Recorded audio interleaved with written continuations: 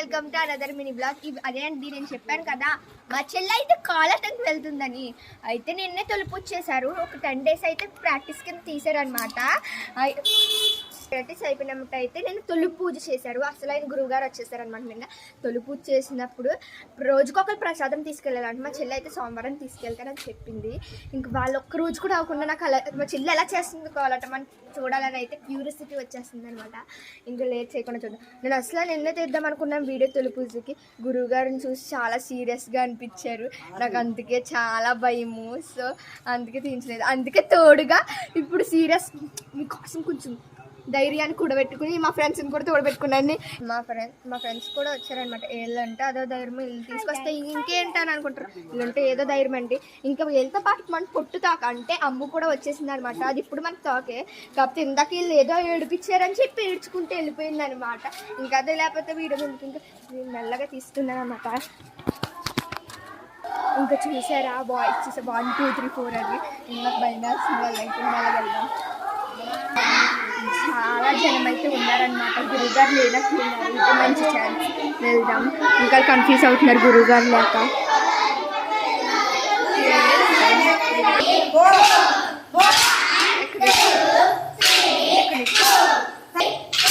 ప్రతి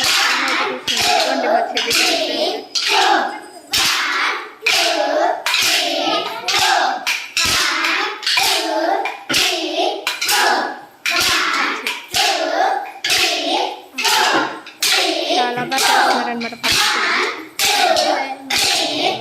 ఇక్కడే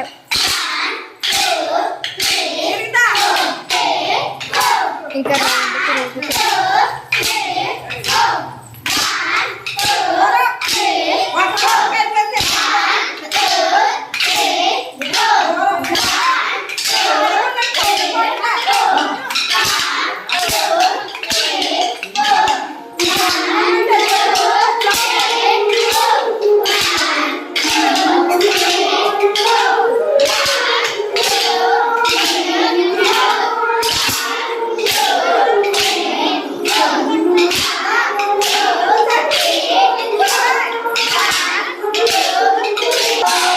వాళ్ళని చూస్తుంటే నాకు కూడా వేయాలనిపిస్తుంది. కానీ నాకు అంత ఇంట్రెస్ట్ లేదనుకోండి. వాళ్ళ ముందర చూస్తుంటే సిగ్గు.